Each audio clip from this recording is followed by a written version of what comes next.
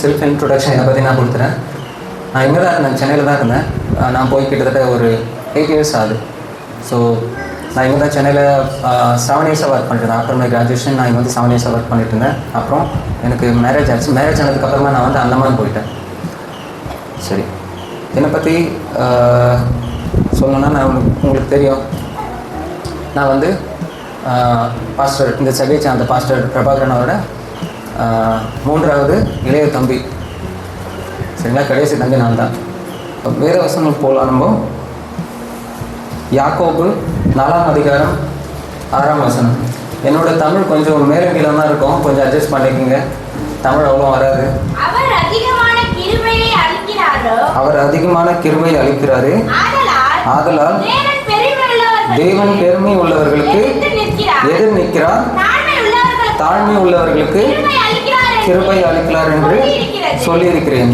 So தேவன் வந்து 2 விஷயம் பிடிக்காது அவருக்கு. ஒரு விஷயம் கண்டிப்பாக எல்லா கிறிஸ்தவர்களும் தெரிஞ்சிருக்கணும். என்ன விஷயம் அது? நீங்கள் அவர் முன்னாடி போனீங்கன்னா, அந்த பாவம் செஞ்சுட்டு அங்கே போய் நின்னீங்கன்னா, உங்களை எனக்கு தெரியவே தெரியாதுன்னு சொல்கிறவர் தேவன். அது என்ன மாதிரியான ஒரு பாவம் அது? யாராவது கெஸ் பண்ண முடியுங்களா? Idol worship. தமிழ் என்ன சொல்லுவாங்க? ஐடல் வர்ஷிப், விக்கிர ஆராதனை. விக்கிர ஆராதனை பண்ணீங்கன்னா அந்த பாவத்துக்கு மன்னிப்பே கிடையாது. மார்க் 3ஆம் அதிகாரம் 28-29. மெய்யாகவே நான் உங்களுக்கு சொல்லுகிறேன், மனுஷர்கள் செய்யும் எல்லா பாவங்களுக்கும் அவர்கள் தூஷிக்கும் எந்த தூஷணங்களும் அவர்களுக்கு மன்னிப்பு உண்டு. ஒருத்தன் பரிசுத்த ஆவிக்கு விரோதமாக தூஷணம் சொல்வானாகில் அவன் என்றென்றைக்கும் மன்னிப்பு நித்திய அக்னிக்குள் இருப்பான் என்றான். ஓகே, உங்களுக்கு புரிஞ்சுக்கணும்னு நினைக்கிறேன். இருக்கிறதுலேயே பெரிய பாவம் உலகத்தில் நம்ம என்ன குறிக்கிறாங்க? வேத புத்தகத்தில் என்ன குறிக்கிறாங்க? விக்கிர ஆராதனை. விக்கிர ஆராதனை நீங்கள் பண்ணீங்கன்னா, கடவுளுக்கு முன்னாடி நீங்கள் போய் நின்னா உங்களுக்கு யாருமே தெரியாதுன்னு சொல்லிடுவாங்க. அடுத்தபடியாக பெருமையை பார்த்து நம்ம சொல்லியிருக்கோம், வேதவசத்தில் நம்ம படிக்கிறோம். பெருமையை வந்து பார்த்தோம்னே அருவருப்பாக காணப்படுகிறது. தேவனுக்கு முன்பாக அது அருவருப்பாக காணப்படுகிறது. கடவுளுக்கு வந்து ஆண்டவருக்கு வந்து பெருமையை பார்த்தோன்னே பிடிக்கவே பிடிக்காது. அது ஜேம்ஸ் 4:6 நம்ம மறுபடியும் அந்த வசனத்தை படிப்போம். இன்னொரு வாட்டி படிங்க. ஆண்டவர், சரி நானே படித்தேன். ஆண்டவர் பெருமை உள்ளவர்களுக்கு எதிர் நிற்கிறார். பெருமை உங்ககிட்ட இருந்துச்சு அப்படின்னா ஆண்டவர் என்ன பண்ணுறாரு? உங்களுக்கு எதிராக நிற்கிறார். ஏனென்றால் மனுஷகுமாரன் இடத்தில் அவர் பெருமையின் குணத்தின் முற்றிலுமாக வெறுக்கிறார். உங்களோட பெருமை குணத்தை வந்து கடவுள் ஆண்டவர் உங்களுக்கு முற்றமாக வெறுக்கிறார். அது அவருக்கு பிடிக்கவே பிடிக்காது. ஆண்டவருக்கு தெரியும், மனமேட்டிமா ஒரு மனுஷனுக்குள்ள வந்துச்சு அப்படின்னாக்கா அவன் வந்து யார் கையில் இருக்கிறான்? சத்ருவன் கையில் இருக்கிறான். ஸோ சத்ருவானவன் முதல்ல என்ன தாக்கம் அப்படின்னாக்கா, ஃபர்ஸ்ட் உங்களோட ஹோலி ஸ்பிரிட் லைஃப், ப்ரேயர் லைஃப்பில் தான் ஃபஸ்ட்டு டிஸ்டர்ப் பண்ணுவான். ஸோ அதில் நீங்கள் கவனமாக இருக்கணும். எதில் நீங்கள் கவனமாக இருக்கணும்? உங்களோட ஹோலி ஸ்பிரிட் லைஃப்பில். அப்புறம் உங்களோட ஜபத்தை. அவன் ஃபர்ஸ்ட்டு வந்து உங்களோட ஹார்ட் அட்டாக் பண்ணுவான். சரிங்களா? அடுத்தது உங்களோட மைண்ட் அண்ட் சோல். இது 3த்தையும் கண்ட்ரோல் பண்ணிட்டான் அப்படின்னாக்கா அவனோட கண்ட்ரோலில் நீங்கள் வந்துடுவீங்க. இதை நான் பர்சனலாக நான் ஹிந்துவாக இருக்கும்போது அனுபவிச்சிருக்கேன். நான் நினைக்கிறது என்னால் செய்ய முடியாது. ஸோ சம்திங் லைக் உங்களை வேறு எதுவும் கைட் பண்ணுற மாதிரி இருக்கும். After you enter into the Christian, then I feel that once I entered the Christian, then I feel that no, this is the right way. I feel away from evil spirits. So I personally felt that. நான் அதை உணர்ந்திருக்கேன். எபேசியர் 4:12. Okay, சீர்பொருத்தும் பொருட்டு சுவிசேஷ ஊழியத்தின் வேலைக்காகவும், okay, கிறிஸ்துவின் சரீரமாகிய சபையானது பக்தி விருத்தி அடைவதற்காகவும் அவர் சிலரை அப்போஸ்தலராகவும், சிலரை தீர்க்கதரிசிகளாகவும், சிலரை சுவிசேஷகராகவும், சிலரை மேய்ப்பராகவும், போதகராகவும் ஏற்படுத்தினார். ஓகே, அடுத்தது ஒரு மனுஷனுக்கு பெருமை வந்தால் அவன் எப்படி இருக்கும் அவன் லைஃப் அப்படின்னு சொல்லிட்டு வேத புத்தகத்தில் 3 ராஜாக்களை பற்றி பேசியிருக்காங்க. அதில் ஒன்று உசையா. அந்த உசையை பற்றி நம்ம படிக்கலாம். 2 நாளாகமம் 26வது அதிகாரம். அதில் நம்ம பார்க்குறோம், உசையான்றது ஒரு ராஜா. அந்த ராஜா கிட்டத்தட்ட 16 வயசில் வந்து பார்த்தீங்கன்னா ராஜாவாகிட்டார். அவர் ராஜா ஆனதுக்கப்புறம் வந்து பார்த்தீங்கன்னா அவர் செய்வது எல்லாம் வாய்ச்சது. அவர் என்ன நினைச்சாலும் அது எல்லாமே வாய்ச்சது. எப்படி? ஏனென்றால் அவங்க அப்பா அமேசியா வந்து என்ன சொன்னாரோ, என்ன அவர் வாழ்க்கையில் வாழ்ந்தாரோ அதை அவன் ஃபாலோ பண்ணான். சரி, ஓகே. அந்த காலத்தில் வந்து பார்த்தீங்கன்னா பைபிள் இருந்திருக்காரு. இதுங்களா, இது வந்து 586 BC. அந்த டைமில் வந்து பைபிள் இருந்திருக்காரு. ஸோ அந்த டைமில் பைபிள் இல்லாத போது அவங்க ஜபம் எப்படி பண்ணியிருப்பாங்க, எதை நோக்கி பண்ணியிருந்திருப்பாங்க, ஏதாவது ஐடியா இருக்கா? அவர் என்ன பண்ணியிருப்பாருன்னா, அவங்க அப்பா வாழ்ந்தது அமேசியா வந்து எப்படி வாழ்ந்தார் அதை தியானம் பண்ணியிருப்பார். அவருக்கு எப்படி ஆசீர்வாதம் கிடச்சிது அதை தியானம் பண்ணியிருப்பார். அதை பேஸ் பண்ணி தான் இவருக்கும் அந்த கிருபை கிடச்சிது. சரி, ஓகே. இவருக்கு எப்போ அந்த கிருபை கிடச்சிது அப்படின்னாக்கா, இவர் வந்து ஜகரியாவோட ஆலோசனைப்படி அவர் நடந்ததுனால உசையா ராஜா அவர் தொட்ட காரியம் எல்லாமே வாய்ச்சது. ஸோ அதில் வந்து முதல் காரியம் என்ன அப்படின்னு பார்த்தாக்கா, வந்து பிலிப்பியன்ஸ் கிட்ட போர் தொடுத்து அவர் ஜெயிக்கிறாரு. அப்புறம் அரப் கண்ட்ரீஸில் நிறைய இடத்துல குர்பால், நியூநாய்ட்ஸ், அது வரைக்கும் வந்து பார்த்தீங்கன்னா அவர் வந்து ஜெயிக்கிறாரு. இது வந்து இந்த வசனம் வந்து பார்த்தீங்கன்னா க்ரானிக்கல்ஸில் 26:7-8 கொஞ்சம் பாருங்கள், யாராவது படிக்க முடியுமா? 2 நாளாகவும் 26:7-8.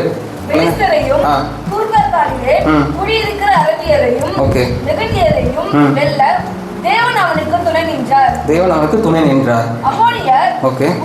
காணிக்கைகளை கொடுத்தார்கள். ஓகே. அவருடைய கீர்த்தி எகிப்தின் எல்லை மட்டும் எட்டினது. அவர் கீர்த்தியை வந்து எது வரைக்கும் எடுத்து போனது, எஜிப்ட் வரைக்கும் அவரோட கீர்த்தி பரவச்சு அப்படின்னு சொல்லி போட்டிருக்காங்க. அடுத்த வகையான ஆசீர்வாதம் அவருக்கு என்ன வந்துச்சு அப்படின்னு சொல்லிட்டு 26 அதே இதில் வந்து 26 9-10 படிங்க. ஓகே. எருசலேமிலே மூலை வாசல் மேலும் பள்ளத்தாக்கின் வாசல் மேலும் அளப்பட்டு ஓகே கோபுரங்களை கட்டி அவர்களை பலப்படுத்தினான்.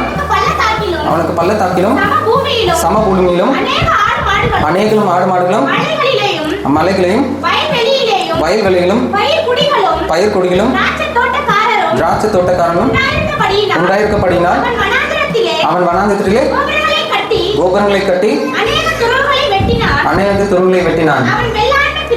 அவன் வெள்ளாண்மை பிரியனாய் இருந்தான். உசியாவுக்கு யுத்த வீரரின் சேனையும் இருந்தது. அது போதும். இதுல இருந்து என்ன தெரிஞ்சுன்னா, அது ஒரு அவன் சாதாரண அவங்க அப்பா விட்டு சென்ற ஒரு அந்த நகரத்தை அவன் எந்த அளவுக்கு பலப்படுத்துறான்ற இந்த வசனத்தில் நம்ம பார்க்குறோம். சரிங்களா? பெரிய பெரிய இங்கிலீஷில் சொல்ல போனால் ஃபார்ட்டிஃபிகேஷன் பில்டிங்ஸ், அப்புறம் வந்து பார்த்தோன்னா லைஃப் ஸ்டாக்ஸ், இந்த மாதிரி நிறைய விஷயங்கள் வந்து எடுத்து வரான் அவனுடைய கண்ட்ரிக்கு, அவனுடைய நகரத்துக்கு எடுத்துன்னு வரான். ஸோ ரொம்ப அவனுடைய எடுத்து அந்த நகரம் வந்து பார்த்தீங்கன்னா ரொம்ப பலப்பட்டுச்சு. இந்த வசனத்தில் நம்ம என்ன பார்க்குறோம் அப்படின்னாக்கா, அவன் தொட்டதெல்லாம் வாய்ச்சது. ஃபர்ஸ்ட்டும் பார்த்தீங்கன்னா பிலிப்பியர் கூட யுத்தம் பண்ண போகிறான், அங்கேயும் ஜெயிக்கிறான். ரெண்டாவது பார்த்தீங்கன்னா அவன் நகரத்தை புதுப்பிக்கிறான், அதுலேயும் அவனுக்கு வந்து சக்ஸஸ் வருது. அப்புறம் அவனோட ஆர்மி சொல்ல போனோன்னா 26 அதே அதில் வந்து அதே அதிகாரத்தில் 26:12-13 அவரோட ஆர்மி ஆஃபீஸர்ஸ் பார்த்தீங்கன்னா, இது நானே சொல்லிடுறேன், படிச்சுன்னா நீங்கள் வேறு வருஷம் அப்படியே பாருங்கள். அவனோட ஆர்மி ஆஃபீஸர்ஸ் மட்டும் 2600. அவனோட ஆர்மி சோல்ஜர்ஸ் வந்து பார்த்தீங்கன்னா 3,07,500. ஸோ ஆல்மோஸ்ட் வந்து பார்த்தீங்கன்னா இந்த 2600 வந்து பார்த்தீங்கன்னா ஆல்மோஸ்ட் ஈச் இண்டிவிஜுவல் ஒரு இண்டிவிஜுவல் ஆஃபீஸர்ஸ்க்கு கீழே கிட்டத்தட்ட 100 எக்ஸாக்டாக சொன்னால் 118 பேர் 100 பேருக்கு கொண்ட ஒரு தலைவன் அங்கே இருந்தான். அப்போ 2600 வந்து யார் மட்டும் இருந்தாங்க? ஆஃபீஸர்ஸ் மட்டும் இருந்தாங்க. இப்போ யாராவது அந்த வசனத்தை படிக்க முடியுமா? ஓகே. வம்ச தலைவரின் தொகையெல்லாம் ஓகே 2600. இவர்கள் ஓகே கையிட்டு சத்துருக்களுக்கு விரோதமாக ஓகே ராஜாவுக்கு துணை நிற்க பராமரித்தோடு யுத்தம் பண்ணுகிற 3,07,500 சேனை இருந்தது. ஓகே. அடுத்தது வந்து பார்த்தீங்கன்னா இவரோட ராஜாவோட பெருமை அது வந்து அக்ராஸ் த வேர்ல்டு வந்து ஸ்ப்ரெட் ஆச்சுன்னு சொல்லிட்டு நம்ம பார்க்குறோம். இது வந்து பார்த்தீங்கன்னா 26:15 படிங்க. அதே அதிகாரத்தில் 26:15 கோபுரங்கள் மேலும் அலங்கல் கோடி மேலும் இன்றைய அம்புகளையும் பெரிய கற்களையும் நிபுணரான தொழில்களில்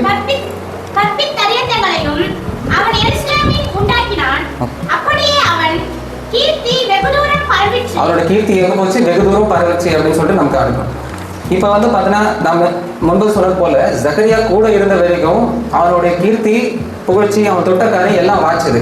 இப்போ எந்த இடத்துல அவன் வீழ்ச்சி அடைகிறான்றதை நம்ம பார்க்கலாமா?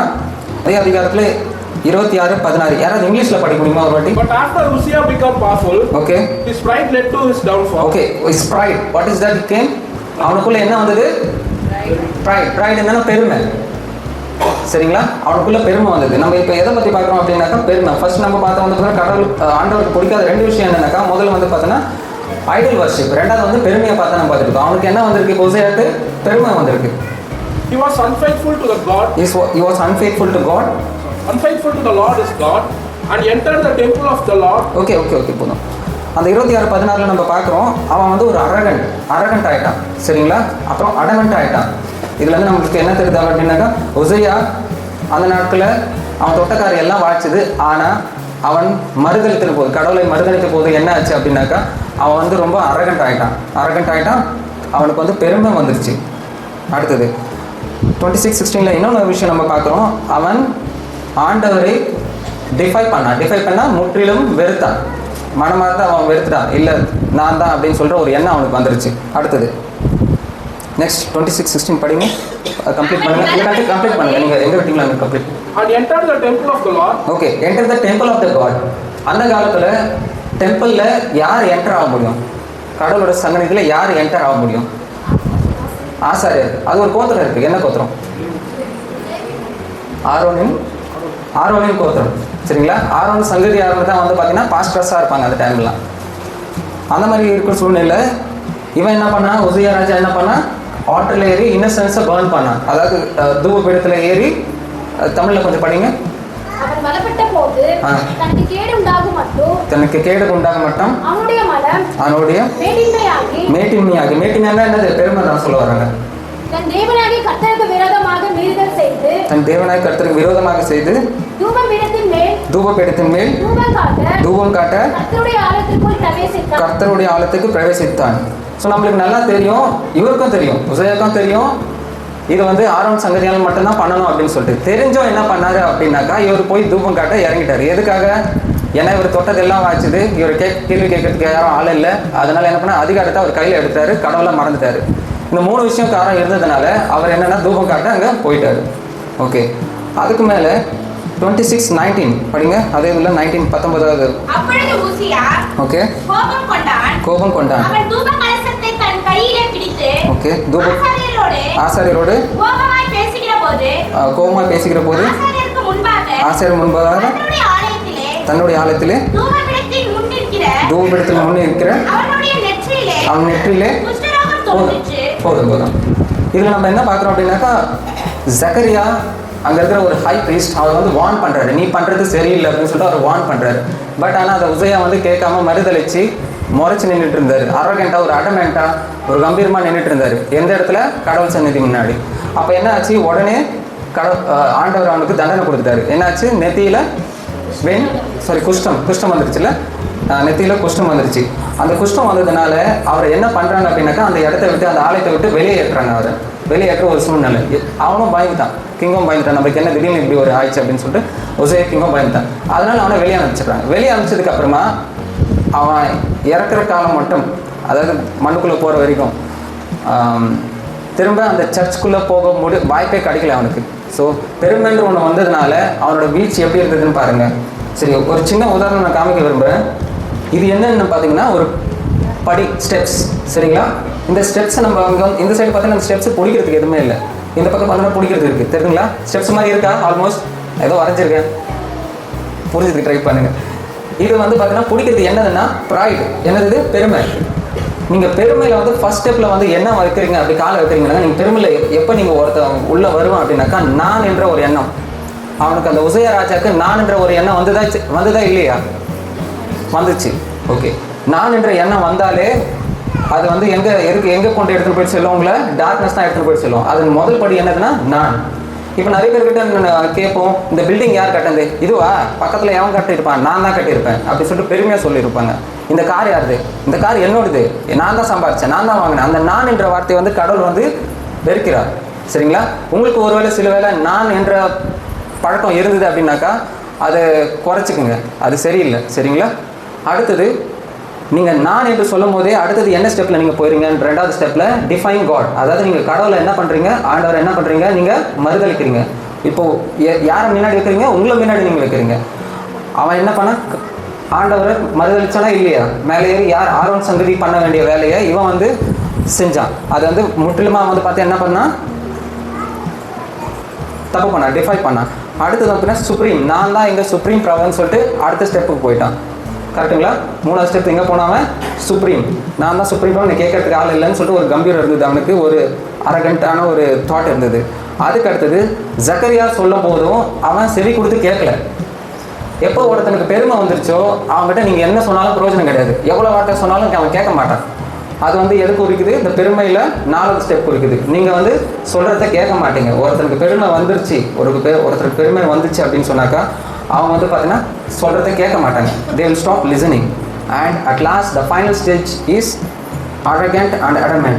பைபிளில் கிளியராக சொல்லியிருப்பாங்க அந்த 26வது அதிகாரத்தில் he become arrogant அப்படின்னு சொல்லிட்டு. இங்கிலீஷில் தான் நான் மேக்ஸிமம் நான் ப்ராக்டிஸ் பண்ணுறது, தமிழ் அவ்வளோ நான் பார்க்குறதில்ல. அதனால தான் அவங்க படிக்கும்போது கூட நான் தப்பாக சொல்லியிருப்பேன்னு நினைக்கிறேன். இங்கிலீஷில் தான் நான் ப்ராக்டிஸ் பண்ணுறேன். ஸோ அதில் கிளியராக சொல்லியிருப்பாங்க அந்த 26வது அதிகாரத்தில் he become stronger and become a arrogant. அப்புறம் அடமெண்ட்டாக ஆகிட்டான். இதுதான் லாஸ்ட் ஸ்டெப். இதுக்கப்புறமா போனான்னா என்ன ஆகுனாலும் கடைசியில் அவனுக்கு டார்க்னஸ். எங்கே போவான்? யார் கூட அவனோட வாழ்க்கையை யார்கிட்ட ஒப்புரவு கொடுக்குறான்? யார்கிட்ட ஒப்புரவு கொடுக்குறான்? சத்துருக்கிட்ட ஒப்புரவு கொடுக்குறான். ஸோ அவனோட வாழ்க்கை எப்படி இருக்கும்? டார்க்னஸ். அவன் எதில் விழுந்துடுறான். எப்போ ஒரு மனுஷன் பெருமைக்குள்ளே போகிறானோ அவனுக்கு கண்டிப்பாக வந்து டவுன்ஃபால் இருக்கும். டவுன்ஃபால்னா கீழே விழுந்துருவான் அவன். சரிங்களா? உங்கள்கிட்ட நான் ஒரு கொஸ்டின் கேட்குறேன். நான் எப்போவுமே ஒரு மெசேஜ் கொடுத்தா அடிக்கடி கொஸ்டின் கேட்பேன். அது என்னோடய சுபாவம். கடவுள் ஆண்டவர் மாறுவாரா மாற மாட்டாரா? எப்பவுமே ஒரே மாதிரி நிலையாக நிற்பாரா இல்லை மனுஷனுக்கு மனுஷன் மாறுவாரா? மாற மாட்டார். எத்தனை பேர் விஷயம் நீங்கள் கை தூக்குங்க. நான் சொல்கிறேன் மாறுவார். ப்ரூவ் பண்ணட்டுமா? Shall I prove? சாம் 18:26 எடுத்து படிங்க. ஒருத்தர் இங்கிலீஷில் ஒருத்தர் தமிழில் படித்தா நல்லா இருக்கும். எனக்கு ஈஸியாக இருக்கும் கன்வே பண்ணுறதுக்கு.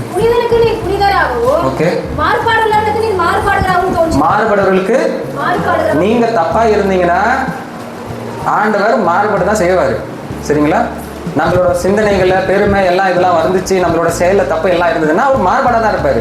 அவர் வந்து அப்படியே இருக்க மாட்டார். ஸோ நம்ம என்ன நம்ம எதிர்த்தை எப்படி வச்சுக்கணும்? ரொம்ப ஹம்பிளாக ஜென்டலாக வச்சுக்கணும். அது மாதிரி நம்மளோட திங்கிங்லாம் வந்து பார்த்தீங்கன்னா டுவர்ட்ஸ் ஜீசஸ் வச்சுக்கணும். அடுத்து இன்னொரு கிங்கை பற்றி நம்ம உதாரணம் ஒன்று பார்த்துலாம். நெபுகாத்நேசர் கிங் வந்து பார்த்தீங்கன்னா கிட்டத்தட்ட 587 BC வந்து வாழ்ந்த ஒரு ராஜா. அவரும் இதே மாதிரி ஒரு வீழ்ச்சி அடைகிறாரு. அவரை பற்றி நம்ம பார்த்துலாம். அவர் வந்து என்ன பார்த்தீங்கன்னா அவரோட பீரியடில் ஒரு 27 மீட்டர் ஹைட் இது எதில் வருது அப்படின்னாக்கா டேனியல் 4:30 எடுங்க. டேனியல் 4:4 ஒரு பெரிய ஒரு சிலை அவர் எழுப்பிட்டு 27 metre height and 33 metre with வந்து ஒரு ஸ்டாச்சு அவர் ரெடி பண்ணிட்டு இதை வந்து நீங்கள் வந்து என்ன பண்ணணும் சொல்கிறாரு? வர்ஷிப் பண்ண சொல்கிறாரு. அது எதை குறிக்குது? அது பெருமையை குறிக்குதா? சரி, ஓகே. அடுத்தபடியாக அவர் அதுக்கு முன்னாடி வாழ்ந்த வாழ்க்கை எப்படி இருந்தது அப்படின்னாக்கா அவர் வந்து அந்த பாபிலோன்ற நகரத்தில் நிறைய மது செவர்கள் எழுப்புறாரு.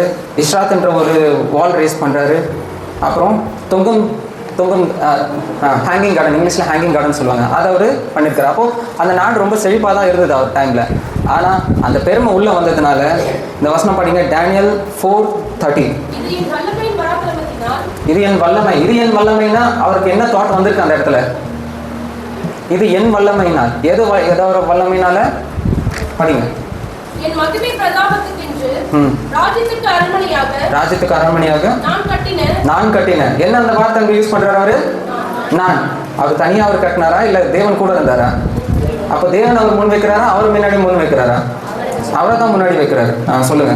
அடுத்து படிங்க. நான் கட்டின மகா பாபிலோன் அல்லவா? அவர் அதை பார்த்தோன்னா அவருக்கு பெருமை வந்துச்சு, நாம தான் அப்படின்னு சொல்லிட்டு. இந்த நகரத்தை பார்த்தோன்னா அவருக்கு ஒரு பெருமை வந்ததுனால அவர் சொல்றாரு நான் தான் அப்படின்றத வார்த்தை யூஸ் பண்ணிட்டு சொல்லுங்க. படிங்க. இந்த வார்த்தை ராஜாவில் வாயில் இருக்கும்போதே, அதாவது ஆண்டவர் டைமே கொடுக்கல, சென்டென்ஸ் கம்ப்ளீட். நம்மளாம் பேசிட்டு இருக்கும் போதே யாராவது பட்டு நடிச்சு அப்படி இருக்கும். அந்த மாதிரி பேசிட்டு இருக்கும் போதே அவருக்கு அந்த இடத்துல அடி விழுது. என்ன மாதிரி ஒரு அடி? படிங்க. வானத்திலிருந்து ஒரு சத்தம் உண்டாகி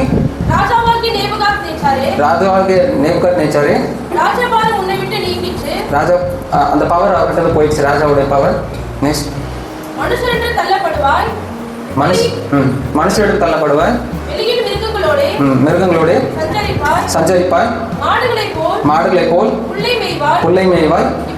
இப்படியே உன்னதமானவர் மனுஷருடைய ராஜ்யத்தில் ஆளுகை செய்து தமக்கு சித்தமாய் இருக்கிறவனுக்கு அதை கொடுக்கிறார் என்பதை நீ அறிந்து கொள்ள மட்டும்.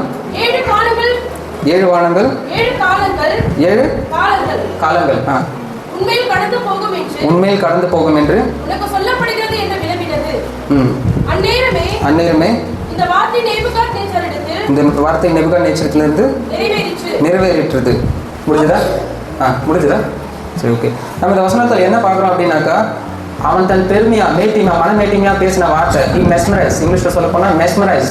ப்ராய்டில் அவன் மெஸ்மரைஸ் ஆனும் போது அவனுக்கு வந்து என்ன ஆச்சு அப்படின்னாக்கா, அந்த இடத்துல அவனுக்கு வந்து சென்டென்ஸ் கம்ப்ளீட் பண்ணுறதுக்கு முன்னாடி ஏதோ இதை பாரு, நான் கட்டின கோபுரங்களை பாரு, நான் கட்டின பில்டிங்ஸை பாரு, நான் பண்ண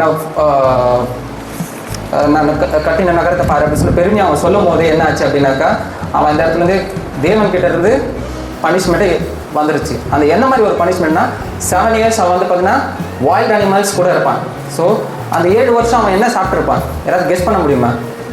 அந்த வசனத்தில் இருக்குது, புல்லை தான் சாப்பிட்ருவான். மனுஷனாக இருந்து அவனுக்கு என்னது சாதாரண ஆகாரம் சாப்பிட்ருக்க முடியாது, புல்லை தான் சாப்பிட்ருப்பான். அவனோட இங்கிலீஷில் கிளியராக கொடுத்துருப்பாங்க, ஈகிள் போல் அவனுக்கு வந்து பார்த்தீங்கன்னா ரெக்கம் வந்துச்சு அப்படின்னு சொல்லிட்டு இங்கிலீஷ் பைக்கில் போட்டிருக்கு. அப்புறம் வந்து அவனோட க்ளாஸ்னா நெகல்லாம் வந்து பார்த்தீங்கன்னா பேர்ட்ஸ் மாதிரி ஆயிடுச்சு அப்படின்னு சொல்லிட்டு போட்டிருக்காங்க. தமிழ் அது மாதிரி போட்டிருக்கேன். ஓகே. கழுகுகளை போல நகங்கள் போட்டிருக்காங்க. வளர மட்டும் ஓகே, சரீரம் ஆகாயத்து பணியிலே நடந்தது. ஸோ நம்ம வந்து என்ன பண்ணால் தாழ்மையாக தான் இருக்கணும். உங்களுக்கு ஒரு வேளை சப்போஸ் அந்த மாதிரி நம்மக்கிட்ட ஒரு குணம் இருக்குது அப்படின்னாக்கா, ஒரு பெருமையோ சரி எந்த பாவம் இருந்தாலும் சரி அதை வந்து நம்ம தேவனோட அறிக்கை கொடுக்கணும். சரிங்களா? உங்களுக்கு விடுதலை யார் கொடுப்பா? தேவன் கொடுப்பாரு. சரி, அது என்ன வசனம், அது ஒரு சின்ன ஒரு ஆக்டிவிட்டி உங்களுக்கு நான் அதில் காமிச்சிடுறேன். என்கிட்ட கொஞ்சம் பேப்பர்ஸ் இருக்குது. சப்போஸ் உங்களுக்கு இதில் ஏதாவது எழுதணும்னு தோணுச்சுன்னா, உங்களோட பாவம் இது என்கிட்ட இருக்குது, கெட்ட வார்த்தை பேசுகிறது இல்லை கோபம் வரும் அப்படின்னு சொல்லிட்டு யாராவது ஒரு 2 பேர் எழுதி கொடுத்தா போதும். நம்மக்கிட்ட இந்த மாதிரி ஏதாவது ஒரு பாவம் இருக்குது நம்ம மனசில் இல்லை நம்ம சிந்தனையில் நம்மளோட செயலில் ஏதாவது இருக்குது அப்படின்னு சொன்னாக்கா, நம்ம என்ன பண்ணணும்? யாருக்கிட்டையும் போய் சொல்லக்கூடாது. என்ன பண்ணணும்? யாருக்கிட்டையும் போய் சொல்லக்கூடாது. நீங்கள் போய் சொல்லுவீங்களா? நீங்கள் போய் சொல்லி பாருங்களேன், எனக்கு இந்த பிரச்சனை இருக்குது, எனக்கு இந்த ப்ராப்ளம் இருக்குது, நீங்கள் சொல்லி பாருங்கள். கேட்குற மாதிரி கேட்பாங்க, பின்னாடி போயிட்டு எவ்வளோ உங்களை தூசிக்கணுமோ தூசிப்பாங்க. அதனால் உங்களுக்கு வந்து கிடைக்க போகிறது சமாதானம் கிடையவே கிடையாது. சரிங்களா? உங்களோட லைஃப் இது அப்படின்னாக்கா, உங்களோட பிரச்சனை இங்கே வைங்க, வச்சுட்டு இந்த டை, இந்த கட்டு, இது என்னது? இது இந்த ரப்பர் பேண்ட் என்னது? இதுதான் உங்கள் லைஃபு, இது உங்கள் பிரச்சனை. புரியுதா? கிளியராக புரியுதா? இது உங்கள் லைஃப். இந்த பிளாஸ்டிக். சரிங்களா? இந்த பேப்பர்ஸ்லாம் nothing but your problems. Okay, it might be even sin also. உங்கள் பாவமாக கூட இருக்கலாம். சரிங்க? அது பாவனே கூட நினச்சிங்க. ஏன்னா கெட்ட வார்த்தை பேசணும் நல்ல விஷயம் ஒன்றும் கிடையாது, பாவம் தானே அது. அந்த மாதிரி ஒரு பாவமான விஷயம் இது வந்து இந்த கட்டு. இது என்னது? இது இந்த உங்கள் வாழ்க்கையில் இருக்கும்போது நீங்கள் என்ன பண்ண முடியாது, உங்களால் ஃப்ரீயாக இருக்க முடியாது. இந்த லைஃப் வந்து எப்படி இருக்கும் அப்படின்னாக்கா, சத்ரு கையில் இருக்கும்போது உங்களை வந்து இப்படி சுற்ற வைப்பான், என்ன வேணாலும் பண்ண வைப்பான், உங்களை தலைகளை புரட்டுவான், எல்லாம் பண்ணுவான். அப்போ நீங்கள் என்ன பண்ணணும் அப்படின்னாக்கா, உங்களோட பிரச்சனையை மற்றவர்கள்கிட்ட சொல்லக்கூடாது. ஆனால் நீங்கள் சொல்லிட்டீங்க, என்னாச்சு இப்போது? இன்னும் டைட் ஆச்சா இல்லையா? இன்னும் டைட் ஆயிடுச்சு. அப்போ நீங்கள் என்ன பண்ணணும்? இந்த இடத்துல தேவன்கிட்ட நீங்கள் சொல்லணும். அப்போ சொல்லணும், எப்படி சொல்லணும் அப்படின்னாக்கா, தேவனை உங்கள் லைஃப்பில் எடுத்துகிட்டு வரீங்களா? இப்போ பாருங்கள், தேவனை இதுதான் தேவன். சரிங்களா? தம் ஃபிங்கர் தெரியுதுங்களா? தம் ஃபிங்கரை நான் எடுத்துகிட்டு வரேன். எடுத்துகிட்டு வந்துட்டு உங்களோட குறையெல்லாம் வந்து தேவன்கிட்ட நீங்கள் சொல்லுங்கள். உங்களோட எல்லா பிரச்சனையும் என்ன ஆகும்? இப்போது கட்டு அவுக்கப்படுமா? பார்த்துலாமா? ஆமான்னு ஆச்சா? ஸோ உங்களோட பிரச்சனை எங்கே என்ன பண்ணணும்? மறுபடியும் பண்ணி காமிக்குவா? புரிஞ்சுதா? ஓகே. உங்களோட பிரச்சனை எப்போவுமே வந்து பார்த்தீங்கன்னா தேவன்கிட்ட நீங்கள் விட்டுடுங்க. சரிங்களா? நீங்கள் மனுஷனால உங்களால் சிலதெல்லாம் ஹேண்டில் பண்ணவே முடியாது. ஸோ வேதத்தில் சொல்லியிருக்கு, உங்களுக்கு மனுஷ போராட்டம், உங்களுக்கு இந்த பூமியில் போராட்டம் உண்டுன்னு சொல்லிட்டு வேதவசனத்தை சொல்லியிருக்கு. அது நிச்சயம். அந்த போராட்டத்துலேருந்து எப்படி வர முடியும், யாரால் வர முடியும் அப்படின்னாக்கா, எவன் ஒருவன் கிறிஸ்துவுக்குள் இருக்கிறானோ அவனுக்கு மீண்டும் வர முடியும். ஸோ உங்களுக்கு வந்து ரிலீஃப் கொடுக்குறவர் யார் அப்படின்னு பார்த்தா ஜீசஸ் தான் உங்களுக்கு ரிலீஃப் கொடுக்க முடியும். இந்த வசனத்தை எல்லாம் கொஞ்சம் தியானிப்போம். ஐசையா 43:25. இப்போ நான் காட்டினால ஒரு சின்ன ஆக்டிவிட்டி, அதை பொறுத்து தான் அந்த இடத்துல வசனத்தில் போட்டிருக்காங்க. யாராவது ஒருத்தர் படிக்கணுமா? Isaiah 43:25. I am he who bolts out your transmission. So my own say and remembers your sin no more. Okay. உங்களோட பாவத்தை வந்து யார்கிட்ட நீங்கள் அறிக்கை பண்ணணும்னு சொல்லியிருக்கேன்? தேவன்கிட்ட. ஒரு நாள் நீங்கள் தேவன்கிட்ட நீங்கள் அறிக்கை பண்ணீங்க அப்படின்னு சொன்னாக்கா அவர் உங்களுக்கு விடுதலை ஆக்குவார். அது என்ன பாவமாக இருந்தாலும் சரி, ஒன்ஸ் நீங்கள் டிக்ளேர் பண்ணிட்டீங்கன்னா அந்த பாவத்தை ஜீசஸ் வந்து அடிக்கடி சொல்கிற வார்த்தை இனிமேலாவது பாவம் செய்யாத இருப்பீங்க அப்படின்னு சொல்கிறாரு. ஸோ அந்த மாதிரி நம்ம ஒன்ஸ் அந்த பாவத்தை நம்ம டிக்ளேர் பண்ணிட்டோம் அப்படின்னாக்கா மறுபடியும் அந்த பாவத்தை நீங்கள் செய்யக்கூடாது. சரிங்களா? தமிழில் ஒரு வாட்டி அந்த வசனம் யாராவது படிங்க. 43. நான் உன் இருதயங்களை என் நிமித்தமாகவே குலைத்து போடுகிறேன், உன் பாவங்களை நினையாமலும் இருப்பேன். இப்போ இந்த ஒரு சின்ன டெமோ பார்த்தோம். அந்த டெமோவில் என்ன ஆச்சு? உங்களோட பாவம் எல்லாம் எடுத்துகிட்டு உங்கள் லைஃப்பில் ஆஃப்டர் ஜீசஸ் வந்துட்டுக்கப்புறம் அந்த பேப்பர்லாம் என்ன ஆச்சு? என் கையில் இருந்ததா அந்த அந்த அந்த அந்த உங்கள் லைஃப்பில் இருந்தது அந்த பிரச்சனைலாம் மறைஞ்சு போச்சு, காணாமல் போச்சு. அந்த மாதிரி தேவன் அதை நினைக்கவே மாட்டார். நீங்கள் என்ன பாவம் செஞ்சீங்கன்னு சொல்லிட்டு ஒருவேளை நீங்கள் ஞாபகம் வச்சிருக்கலாம், நான் இந்த பாவம் பண்ணேன், இன்னைக்கு இந்த பாவம் பண்ணேன், இதை நான் நீங்கள் ஞாபகம் வச்சிருக்கலாம். ஆனால் தேவன் முன்னாடி நீங்கள் போகும்போது அவர் சொல்லுவார், இது பாவம் பண்ணீங்களா, எனக்கு தெரியவே தெரியாது அப்படின்னு சொல்லுவார். ஆண்டவர் மறக்கிற உங்களோட பாவத்தை மறந்துட்டாருன்னா மறந்துட்டாரு, அவர் சொல்லிட்டாருன்னா சொல்லிட்டார். ஸோ அதை நீங்கள் விசுவாசிங்க. அடுத்தபடியாக வேதவசத்தில் மூணு பேர் வந்து பார்த்தீங்கன்னா சாதாரண மனுஷங்களை வந்து உயர்த்தப்படுத்தலாம். யார்? ஹியூமிலிட்டியா. நீங்கள் ஒரு ஹியூமிலிட்டியா, அதாவது தாழ்மையாக இருந்தீங்க அப்படின்னாக்கா உங்களோட வாழ்க்கை வந்து பார்த்தீங்கன்னா உயர்வடையும். அதில் ஒரு எக்ஸாம்பிள் நான் சொல்ல வரேன். 1 Chronicle 16-17. 1 Chronicle 17 அதிகாரம் 16-17. The King David went and sat so the Lord and he said who I am. Only 16-17 மட்டும் படிங்க. Who I am? Lord God. And what is my family? Sorry? And what is my family? And what family? And that you brought me this path. And this. If this were not enough in your sight, by God, you have spoken about the future of my house, of your servant. Okay. அவர் அந்த இடத்துல என்ன பண்ணுறாரு? தன்னை தாழ்த்துறாரு. தன்னை தாழ்த்ததுனால அவர் என்ன, தாவீது வந்து சாதாரண ஒரு மனுஷன். அவர் பிறக்கும் போதே ராஜாலாம் இல்லை, அவர் சாதாரண ஒரு வாழ்க்கை தான் வாழ்ந்தார். அவர் தன்னை தாழ்த்ததுனால என்ன பண்ணார்? அவர் தாழ்த்ததுனால என்ன ஆகிட்டார்? லாஸ்ட் கடைசியில் என்ன பண்ணார்? தாவீது என்ன பண்ணார்? ராஜாவாகிட்டார். அதே மாதிரி மெபிசோபோத்தை பற்றி படிக்கலாம் நம்ம. 2 Samuel 9:8. இவர் எப்படி தாழ்மையாக இருக்கிறாருன்னு சொல்லிட்டு பாருங்க. அவர் என்ன வார்த்தை வந்து தேவன் கிட்ட சொல்கிறாருன்னு சொல்லிட்டு பாருங்க. bow down என்ன தெரியுங்களா? தன்னை தாழ்த்துறது. Bowed down and said, what is your servant? And that you should notice a dead dog like me. Okay. Elizabeth bowed down and said, what is your servant? And you should notice a dead dog like me. Dead dog like me. செத்த நாயை போல இருந்தேன் அப்படின்னு சொல்லிட்டு நான் சொல்லிட்டு அவனை தன்னை தாழ்த்துறான். இங்கே எப்போ ஆண்டவர் சொல்லியிருக்க ஒரு விஷயம், என்னை யார் தாழ்த்துறானோ அவனை நான் உயர்த்தப்படுவேன், ப்ரைடாக இருக்கிறவனா நான் தாழ்த்துவேன் அப்படின்னு சொல்கிறாரு. ஸோ இந்த இடத்துல இவர் என்ன பண்ணியிருக்காங்க? எபிசோட் என்ன பண்ணியிருக்காரு? தன்னை தாழ்த்துறாரு. நீங்களும் தாழ்த்தீங்கன்னா, உங்களை நீங்கள் தாழ்த்துனீங்கன்னா ஆண்டவர் உங்களை வந்து உயர்த்துவார். இப்போ சில விஷயங்கள் உங்களுக்கு நான் சொல்ல விரும்புகிறேன். உங்களை நீங்கள் தாழ்த்தி இந்த மாதிரி இருந்தால் அது உங்களுக்கு என்ன பலன் அப்படின்றத நம்ம பார்த்துக்கலாம். வேத வருஷத்தில் யாருக்கு ரெட்டிப்பான ஆசீர்வாதம் கிடைச்சது? Double blessing. யோபு. ஓகே. அடுத்தது 10 வகையான டேலண்ட் யாருக்கு கிடைச்சது? டேனியல். யாருக்கு? டேனியல். ஓகே. 100 வகையான 30, 60, 90 இது வந்து பார்த்தீங்கன்னா விளைச்சல் கொடுக்குது, அதுவும் ஒரு ஆசீர்வாதம் தான். 100 வகையான ஆசீர்வாதம் யார் கிடைச்சது? 100 times 100 மல்டிபிள் ஃபோல்ஸ் வந்து ஆசீர்வாதம் யார் கிடைச்சது? ஈசாக். Very good. அடுத்தது 1000 times ஃபோல்டு யாருக்கு ஆசீர்வாதம் கிடைச்சது? 1000 மடங்கு ஆசீர்வாதம் இஸ்ரேல் கிடைச்சது. யாருக்கு? ஓகே. அன்கவுண்டபிள் பிளெஸிங் யார் கிடைச்சது? அன்கவுண்டபிள் எண்ண முடியாத ஆசீர்வாதம் யார் கிடைச்சது? ஆபிரகாமுக்கு கிடைச்சது. இப்போ நம்ம பார்த்த எல்லாருமே வந்து பார்த்தீங்கன்னா தன்னை தாழ்த்தினவங்க தான். யாரும் இங்கே பெருமையாக இருந்தவங்க கிடையாது. தன்னை தாழ்த்தினவங்களுக்கு யாருக்கு எப்படி கிடைக்குது நம்மளுக்கு ஆசீர்வாதம்? 2, 10, 30, 60, 90, 100, 1000, அப்புறம் எண்ண முடியாதது uncountable blessings. Okay. Beyond that, இதுக்கு மேலான ஒரு ஏதாவது ஆசீர்வாதம் பைபிளை பற்றி ஏதாவது பேசியிருக்காங்களா? தமிழில் படிங்க. ஜான் 14:12 படிங்க. Truly I say to you, whoever believes in me will also do the works that I do, and greater work than these will be do. Okay. தமிழில் புரிஞ்சுதுங்களா? அதாவது இயேசு இந்த இடத்துல என்ன சொல்கிறாரு அப்படின்னாக்கா, நீங்கள் நான் பண்ண காரியம் இல்லை, என்னிலும் மேலாக காரியம் வந்து நீங்கள் செய்வீங்க அப்படின்னு சொல்லிட்டு உங்கள்கிட்ட கொடுத்துருக்காரு. நீங்கள் எத்தனை பேர் அதை விசுவாசிக்கிறீங்க? அதை விசுவாசினா உங்கள் வாழ்க்கை ரொம்ப பிரகாசமாக இருக்கும். ஜீசஸ் வந்து கிளியரா சொல்றாரு, என்னையில காட்டியும் நீங்க என்னை விட மேலான காரியம் நீங்க செய்யலாம், அதை நான் உங்களுக்கு கொடுத்துட்டேன். சரிங்களா? அதை நீங்க தான் பெற்றுக்கொள்ளணும். எங்க எப்படின்னு சொல்லிட்டு நீங்க தான் பெற்றுக்கணும். ஜீசஸ் கிட்ட கேளுங்க, ப்ரேயர் பண்ணுங்க, கேளுங்க. தமிழ்ல ஒரு வாட்டி படிக்கலாம் அந்த வசனம். ஜான் 14:12. மெய்யாகவே மெய்யாகவே நான் உங்களுக்கு சொல்லுகிறேன், நான் என் பிதாவின் இடத்தில் போகிறபடி எனக்கு தெரிஞ்சு நீங்களே படிச்சலாம். என்னை விசுவாசிக்கிறவன் நான் செய்த கிரியைகளை தானும் செய்வான், இவைகளை பார்க்கிலும் பெரிய கிரியைகளும் செய்வான். ஸோ இது இந்த வசனத்தை எத்தனை பேர் விசுவாசிக்க? மறுபடியும் அதே கேள்வி கேட்குறேன். எல்லாரும் விசுவாசிக்கீங்களா? சரி, இங்கே எத்தனை பேருக்கு ஆவிக்குரிய கனிகள் தெரியும்?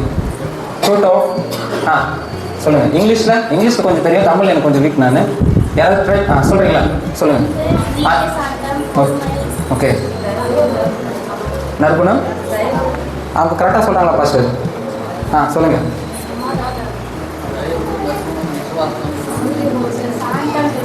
இச்சை அடக்கம் இங்கிலீஷில் சொல்லாமா? Love, joy, peace, long suffering, gentleness, goodness, meekness and temperance. This are the fruits of ஆவிக்குரிய கனிகள். ஓகே, இதை நம்ம தெரிஞ்சுக்கணும். நம்ம குழந்தைங்களுக்கும் சொல்லிக் கொடுக்கணும். சும்மா வரும் போகிற அப்படின்னு இருக்கக்கூடாது. குழந்தைங்களுக்கு இந்த ஆவிக்குரிய கனிகள் கண்டிப்பாக நீங்கள் சொல்லணும். இதை கிரியை செய்வோம். விதை விதைக்கிறோம் நம்ம தான். அதை செயல்பாடு கொண்டு வரது யார்? தேவன். சரி,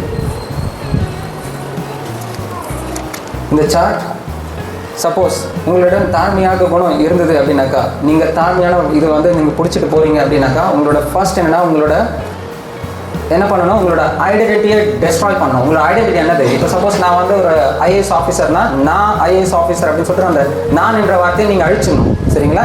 you should be very humble. நீங்கள் எவ்வளோ பெரிய ஆளாக வேணாலும் இருக்கலாம். ஆனால் அதுக்காக வந்து நான் அடிக்கடி நீங்கள் யூஸ் பண்ணிட்டு இருந்தீங்க அப்படின்னாக்கா உங்கள் வாழ்க்கையில் நீங்கள் செழிப்பை நீங்கள் காணவே முடியாது. அப்புறம் பரலோக ராஜ்யத்துக்கு நீங்கள் போகவே முடியாது. ஏன் அப்படி சொல்கிறேன் அப்படின்னாக்கா, தேவன் கிளியராக சொல்லியிருக்காரு, நான் வந்து பெருமையை வெறுக்கிறவன் அப்படின்னு சொல்லிட்டு சொல்லியிருக்காரு. ஸோ இந்த டெஸ்ட்ராய் பண்ணுங்க, உங்களோட ஐடென்டிட்டியை டெஸ்ட்ராய் பண்ணுங்க, தாழ்மையாக இருங்க. அடுத்த ஸ்டெப் உங்களோட இது இப்படி வச்சிங்கன்னா நல்லாயிருக்கும். உங்களோட இங்கே வந்து கடவுளை முற்றிலுமாக வெறுக்கிறான் உசையா. ஆனால் நீங்கள் என்ன பண்ணணும் அப்படின்னாக்கா, நீங்கள் கடவுளை ஆண்டவர் ஃபர்ஸ்ட் என்ன பண்ணணும்? முதல் இடத்த நீங்கள் வைக்கணும். அப்போ தான் உங்களை நீங்கள் வந்து செழிப்பான வாழ்க்கை நீங்கள் பார்க்க முடியும். உங்களுக்கு பரலோக ராஜ்யம் நிச்சயம். அடுத்தது ஹியூமிலிட்டினா தாழ்மை குணம். தாழ்மை குணம் உங்கள் வரணும் உங்களுக்கு. அப்படி வந்தால் தான் நீங்கள் வந்து பார்த்தீங்கன்னா இந்த வெளிச்சத்தையும் விக்டரியும் நீங்கள் பார்க்க முடியும். அடுத்தது என்னன்னா ஓப்பன் டு லிசன். மற்றவங்க சொன்னாங்கன்னா காது கொடுத்து நீங்கள் கேட்கணும். நிறைய பேருக்கு அந்த அரகன்ட் சைடில் இல்லை இந்த ப்ரைட் சைடில் அவங்க போயிட்டாங்கன்னா, நம்ம ஏதாவது சஜஷன் சொன்னாலும் எது சொன்னாலும் அவங்க கேட்குற நிலைமையில இருக்க மாட்டாங்க. நீங்கள் அந்த மாதிரி இல்லாமல் ஓப்பன் டு லிசன். யார் என்ன சொன்னாலும் செவி கொடுத்து கேளுங்க. சரிங்களா? செவி கொடுத்து கேட்டிங்கன்னா அது உங்களுக்கு நல்லது. அடுத்தது B love and love one another. சரிங்களா? நீங்கள் வந்து இப்போ என்ன பண்ணால் be kind and love one another. நீங்கள் அன்பாகவும் இருங்க, மற்றும் கூட ஒருத்தர் அன்பாக இருங்க அப்படின்னு சொல்லிட்டு போட்டிருக்கேன். அப்படி நீங்கள் ஒருவேளை இருந்தீங்க அப்படின்னாக்கா உங்கள் வாழ்க்கையில் வெளிச்சத்தை பார்க்க முடியும், விக்டரியை பார்க்க முடியும். சப்போஸ் நான் ஃபர்ஸ்ட் ஸ்டேஜில் தான் இருக்கிறேன், ஆனால் எனக்கு ஏதோ ஆயிடுச்சு, நான் ஏதோ ஒரு தோல்வியை கண்டுட்டேன், நான் விழுந்துட்டேன் அப்படின்னாக்கா உங்களை யாரும் உயர்த்துவார்? நீங்கள் எந்த எதை பிடிச்சிருக்கீங்க? ஹம்பிளை பிடிச்சிருக்கீங்க. நீங்கள் சப்போஸ் நீங்கள் ப்ரைடில் பிடிச்சிங்க வந்துட்டீங்கன்னா அவ்வளோதான், நீங்கள் வந்து காலி. ஆனால் இதே இடத்துல வந்து நீங்கள் இந்த வழியில் தான் நான் போகிறேன், சரிங்களா, ஹம்பிளான வழியில் தான் நான் போகிறேன், விழுலாம். இதை வந்து வாழ்க்கையினது மேட பள்ளமாக தான் இருக்கும், எது வேணாலும் நடக்கலாம். அப்போ நீங்கள் விழுந்தாலும் யார் காலத்தில் வரீங்க? தேவன் காலத்தில். கண்டிப்பாக ஒருவேளை பரலோக வாழ்க்கையில் உங்களுக்கு கண்டிப்பாக அதிகமான ஆசீர்வாதம் இருக்கும். நீங்கள் கண்டிப்பாக பரலோகம் உங்களுக்கு நிச்சயமாக இருக்கும். அதனால் நீங்கள் விழுந்தாலும் நீங்கள் கவலைப்படாதால நீங்கள் எந்த இதோட நீங்கள் எடுத்துகிட்டு போகிறீங்க, நீங்கள் ஹம்பிளான பாதையை நீங்கள் போங்க, உங்களுக்கு ஆசீர்வாதம். இது எங்கே சொல்லியிருக்கு அப்படின்னாக்கா James 4:6 God resist the proud. தேவன் முற்றிலுமாக பெருமையை வெறுக்கிறார். எதை அவர் அங்கீகரிக்கிறார், எதை ரெக்கக்னைஸ் பண்ணுறார் அப்படின்னாக்கா God gives grace to the humble அப்படின்னு போட்டிருக்காங்க. இது வந்து ஜேம்ஸ் 4:6. Okay, thank you. ஸோ நம்ம இந்த வேதவசத்தில் பார்த்தோம், பெருமையாக இருக்கிறவங்க டவுன்ஃபால் ஆகிட்டாங்க, விழுந்துட்டாங்க, மறுபடியும் ஏஞ்சிக்கல. ஏன்னா கர்த்தர் கொடுத்த அடி அப்படி. தாழ்மையாக இருந்தவங்க சாதாரண மனுஷமாக இருந்தாலும் உயர்வை காணப்பட்டாங்க. அது நம்ம உதாரணத்துக்கு வந்து பார்த்தீங்கன்னா தாவீதை பார்த்தோம், அப்புறம் மெல்கிசேதேக் பார்த்தோம், அப்புறம் ஆபிரகாமும் ஒரு நல்ல ஒரு எக்ஸாம்பிள் தான். ஸோ நம்ம தாழ்மையாக இருப்போம், பெருமை நம்ம மனசுலையும் சிந்தனையிலும் செயலையும் இருக்காதபடி நம்ம இருப்போம். ஏன்னா பிசாசானவன் முதல்ல வந்து பார்த்தீங்கன்னா உங்களோட ஜப வாழ்க்கையை தான் ஃபஸ்ட்டு டிஸ்டர்ப் பண்ணுவான். Okay, your heart, mind and soul. Once அவங்ககிட்ட நீங்கள் அந்த மூணுத்தையும் ஒப்பு கொடுத்துட்டீங்க அப்படின்னாக்கா உங்களோட லைஃப் ரொம்ப மிசரபுளாக இருக்கும். அவன் சொல்கிறபடி தான் நீங்கள் கேட்குற மாதிரி இருக்கும். சரிங்களா? ஸோ பெருமை நம்மக்கிட்ட இருந்தது அப்படின்னாக்கா அதை இன்னையோட விட்டுறதுக்கு முயற்சி பண்ணுங்கள். ஒரு சின்ன ஜெபம் பண்ணி முடிச்சிடலாம்.